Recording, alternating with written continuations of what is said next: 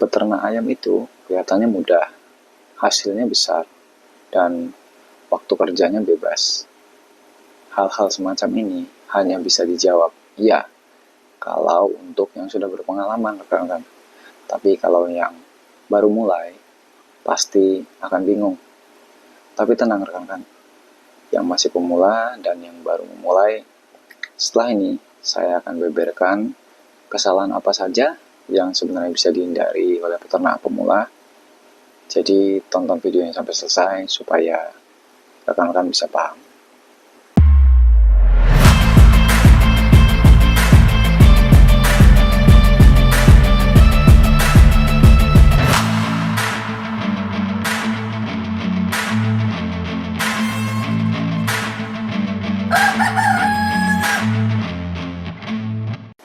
Jadi begini ya rekan-rekan, untuk beternak ayam yang kelihatannya mudah, hasilnya besar, lalu waktu kerjanya itu bebas, itu hanya akan berlaku pada peternak-peternak yang memang sudah berpengalaman.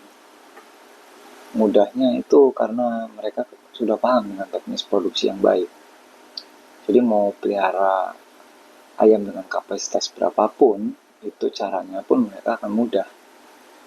Dan hasilnya besar itu karena mereka mengerti teknis pemasaran, lalu sasaran konsumennya. Jadi hasilnya pun besar, kan? Dan itu juga pengaruh dari teknis produksi yang baik. Kalau mereka bisa menghasilkan ayam per ekornya itu dengan harga pokok produksi yang rendah dan penjualannya tinggi, maka ya tentu hasilnya akan mengikuti, dan hasilnya itu adalah hasil yang memuaskan, rekan-rekan ya. Lalu untuk waktu kerjanya yang bebas, ya tentu kalau kapasitasnya sudah besar dan memang peternak ini punya penghasilan yang besar ya setiap periode panennya, itu tentunya mereka akan dimudahkan dengan memiliki beberapa karyawan, rekan-rekan. Nah, inilah yang membuat waktu kerja mereka bebas. Kelihatannya mereka bisa jalan-jalan, bisa bepergian kemanapun tanpa mengganggu pekerjaan mereka atau profesi mereka sebagai peternak ayam ya, karena mereka ada kelonggaran waktu dikarenakan mereka sudah memiliki karyawan. Nah, untuk rekan-rekan yang masih memula atau yang baru memulai usaha ternak ayam ya, itu rekan-rekan perlu menghindari 5 hal ini. Karena 5 hal ini akan membuat rekan-rekan sulit untuk sukses di dunia ternak ayam. Yang pertama, rekan-rekan tuh jangan pernah ikut-ikutan karena cerita manis dari peternak-peternak lain yang hanya bercerita katanya begini, gitu ya rekan-rekan ya. Karena kalau rekan-rekan ikut-ikutan dan rekan-rekan tidak punya dasar untuk bisa mengikuti yang katanya tadi itu, rekan-rekan nanti akan kesulitan sendiri, bahkan rekan-rekan bisa rugi di awal. Saya kasih contoh ya, contohnya misalnya rekan-rekan ikut-ikutan ternak ayam jenis ini, atau jenis A, jenis B, jenis C, begitu ya. Nah, rekan-rekan itu jangan seperti itu, rekan-rekan. Kalau rekan-rekan dengar, oh ternak ayam ini nanti untungnya sekian, terus masalahnya mudah, nah rekan-rekan jangan seperti itu, rekan-rekan. Mungkin ya memang benar untuk ternak ayam jenis seandainya jenis A begitu ya, jenis A ini mudah itu di daerah tertentu kan. Nah, ada di daerah-daerah lain yang ayam ini tidak laku begitu kan ya. Jadi caranya gimana? Rekan-rekan survei pasar dulu. Apa jenis ayam yang memang laku di daerah tersebut rekan-rekan ya. Sehingga nanti ketika rekan-rekan sudah produksi dan sudah siap panen, rekan-rekan tidak bingung menjualnya kemana. Karena kalau rekan-rekan bingung menjual kemana, nah nanti inilah celah dari para pengepul yang mempermainkan harga karena rekan-rekan bingung. Ayamnya sudah banyak, tapi tidak bisa menjual hasil panennya. Itu contoh yang pertama ya rekan-rekan ya. Ada lagi contoh yang kedua rekan-rekan. Seandainya rekan-rekan ikut-ikutan manajemen pemeliharaan, contoh misalnya pakan. Pakannya itu kalau dikasih ini, kasih itu, kasih ini, kasih itu nanti ayamnya cepat besar, cepat gemuk. ya ayam cepat besar cepat gemuk itu sama saja kan seperti manusia kan ya. Jadi kalau memang diberikan pakan saja lalu diumbar atau kandangnya terlalu luas itu dengan kepadatan yang tidak terlalu padat ya, itu akan menyebabkan ayam banyak beraktivitas sehingga pakan itu hanya jadi tenaga yang digunakan ayam bermain-main gitu kan. Kalau kan memang untuk pembesaran dan untuk penggemukan kan perlu hitung kepadatan kandang gitu kan ya. Dan pakan itu dihitung nutrisinya kan. Nah, kandungan nutrisinya bukan yang jenis pakan ini pakan itu gitu kan. Lalu contoh yang ketiga, misalnya rekan-rekan ikut-ikutan banyak-banyakan beternak. Katanya kalau ternak sekian ratus itu hasilnya segini, misalnya gitu. Nah itu rekan-rekan tidak bisa seperti itu rekan-rekan. Nanti kalau rekan-rekan seperti itu, rekan-rekan kelabakan sendiri ketika mau penjualan atau mau melakukan panen. Karena konsumen masing-masing daerah atau konsumen dari ayam yang diternakkan itu jumlahnya juga masing-masing rekan-rekan. Jadi rekan-rekan tidak bisa memproduksi ayam misalnya 4.000 ekor sedangkan konsumennya hanya 1.000 orang. Nah itu rekan-rekan tidak bisa seperti itu. Memang iya kalau kita berandai-andai, wah untungnya sekian, hasilnya sekian. Iya bisa rekan-rekan ya. Itu secara hitungan matematis. Tapi kalau praktek di lapangan, nanti ketika rekan-rekan akan panen akan kesulitan dalam pembuangannya. Nah di situ bisa jadi titik kunci lagi dari pengepul untuk membeli ayam rekan-rekan dengan harga yang murah karena rekan terlalu banyak hasil produksinya. Nah itu tadi yang pertama ya rekan-rekan ya. Lalu yang kedua, rekan-rekan itu jangan pernah cari yang harganya murah untuk beternak ya rekan-rekan ya. Itu alasannya supaya untung besar. Misalnya contohnya pakan atau obat atau cara pemeliharaan yang murah. Nah itu nggak selalu tepat ya rekan-rekan ya. Karena apa rekan-rekan? Pakan yang murah itu pasti kualitasnya pasti di bawah ya rekan-rekan, di bawah standar. Jadi kalau rekan-rekan misalnya beli pakan yang matang ya, dalam pakan matang itu pakan pabrikan ya, yang sudah siap konsumsi gitu ya. Itu rekan-rekan jangan pernah cari yang terlalu murah ya. Rekan-rekan cari yang menengah rekan-rekan. Atau kalau memang di tempat rekan-rekan itu harga panennya tinggi ya rekan-rekan bisa gunakan pakan yang mahal supaya dalam artian ayamnya cepat besar, cepat gemuk, jadi cepat dijual. Jadi rekan-rekan bisa memotong waktunya rekan-rekan ya, waktu pemeliharaan. Lalu seandainya obat, wah nanti obat ini lebih murah nih menggunakan obat ini atau vitamin ini. Tapi murah dalam artian itu cocok atau tidak rekan-rekan ya dengan kondisi ayam saat itu, dengan cuaca ketika rekan-rekan mau memberikan vitamin atau obat saat itu. Itu juga perlu jadi pertimbangan ya rekan-rekan ya. Jadi jangan semua dibilang murah supaya hasilnya besar. Nanti malah rekan-rekan terjebak dan ayamnya rusak gitu rekan-rekan. Nah, yang lebih riskan lagi adalah pemilihan DOC rekan-rekan. Seandainya rekan-rekan tidak produksi DOC sendiri, rekan-rekan beli DOC dari supplier yang mengklaim harganya murah dan ini kualitasnya sama dengan yang lain. Nah, jangan sampai seperti itu kan.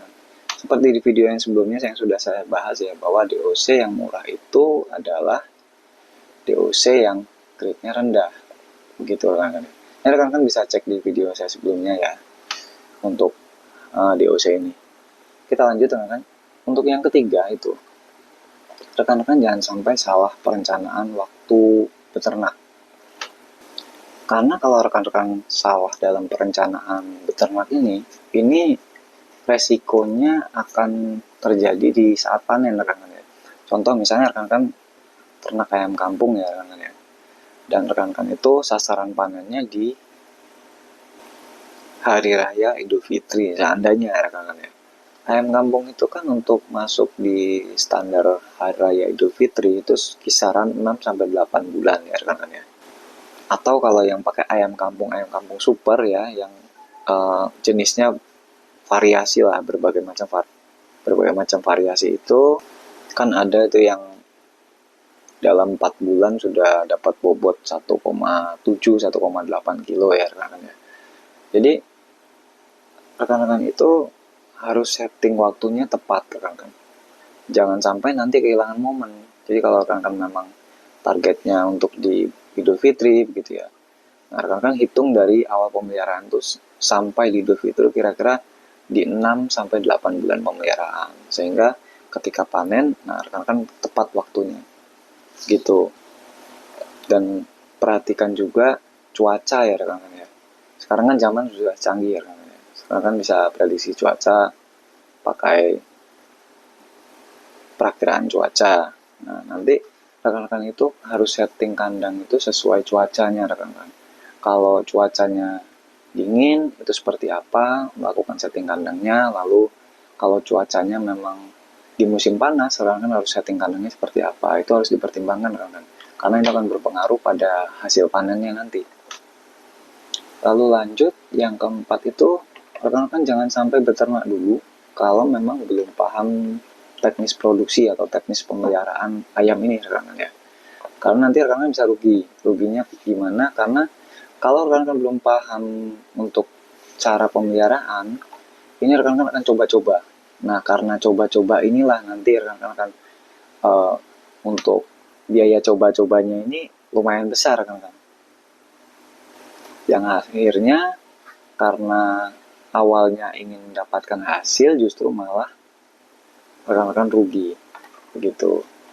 Jadi saran saya cari dulu pandangan-pandangan atau pengalaman-pengalaman dari para peternak-peternak senior, atau sekarang kan banyak ya rekan-rekan ya video-video menyajikan teknis-teknis pemeliharaan ayam begitu ya. Rekan-rekan pahami dulu seperti itu, lalu rekan-rekan cari referensi-referensi lain. Yang lebih baik sih rekan-rekan baca jurnal-jurnal ilmiah ya rekan-rekan ya, atau buku-buku peternakan. Nah, itu nanti rekan-rekan akan paham dari situ. Supaya nanti ketika rekan-rekan praktek, gitu rekan-rekan tidak akan mengalami kerugian. Begitu.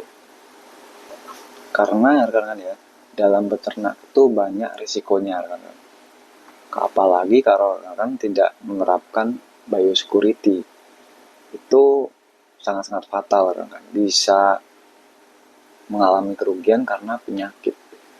Jadi rekan-rekan perlu paham itu, lalu tahu program vaksin. Nah, itu untuk mencegah terjadinya penyakit rekan-rekan. Itu penting rekan-rekan, itu sangat-sangat penting. Lalu teknis-teknis pemeliharaan yang lain-lainnya seperti suhu kandang, lalu bagaimana cara membuat ayam itu tidak stres. Nah, itu juga rekan-rekan perlu tahu ya rekan-rekan. Jangan sampai tidak tahu kalau untuk beternak. Apalagi intinya untuk mencari penghasilan dari ternak. Lalu yang kelima, yang terakhir, itu rekan-rekan jangan sampai tidak menghitung secara rinci biaya produksi atau biaya pemeliharaan. Dalam artian rinci itu rekan-rekan harus melakukan pembukuan ya rekan-rekan. Bukan dalam artian melakukan pembukuan itu yang terlalu rumit, tidak, tapi rekan-rekan melakukan pencatatan yang rutin. Nah, rekan-rekan harus punya recording ya, seperti kertas atau buku, pokoknya intinya untuk pencatatan ya rekan-rekan ya. Itu isinya ya tanggal masuk bibit atau tanggal awal mulai pemeliharaan, lalu jumlah DOC atau jumlah bibit yang dipelihara, rata-rata berat badannya ketika awal masuk, lalu jenis ayamnya, kondisi ayam atau kondisi DOC ketika datang. Itu rekan-rekan perlu bukukan. Ini hal-hal yang sepele ya rekan-rekan ya.